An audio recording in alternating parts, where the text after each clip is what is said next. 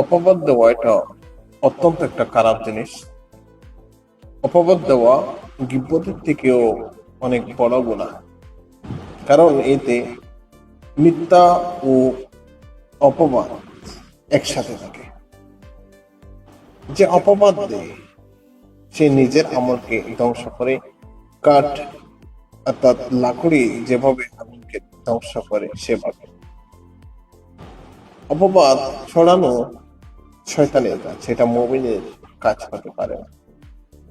সেজন্য কারো প্রতি অপবাদ দেওয়া চলবে না, অপবাদ দিবেন না। যে ব্যক্তি তার কোনো মুসলিম ভাইয়ের প্রতি মিথ্যা অপবাদ দেয় সে যেন জাহান্নামের আগুনে এক পা এগিয়ে যায়। অর্থাৎ কারো প্রতি মিথ্যা অপবাদ দেওয়া জাহান্নামে একাংশ যাওয়ার মতোই। তো মিথ্যা অপবাদ দেওয়া থেকে নিজেকে বিরত রাখুন। অপবাদ ছড়ানো মুমিনের কাজ হতে পারে না, এটা শয়তানের কাজ।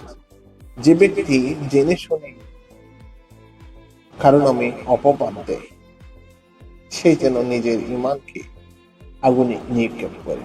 এই থেকে স্পষ্ট যে অপবাদ দেওয়া অনেক খারাপ একটা জিনিস। অপবাদ দেওয়া চলবে না। নিজের ঈমানকে বাঁচানোর জন্য, নিজের আমলকে বাঁচানোর জন্য এই ধরনের হীনমন্যতা কাজ থেকে বিরত রাখতে হবে নিজেকে।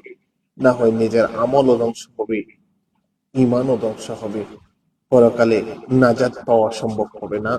সেই জন্য অপবাদ থেকে নিজেকে বাঁচিয়ে রাখুন। এটাই হবে মুসলমানদের অন্যতম করণীয় কাজ।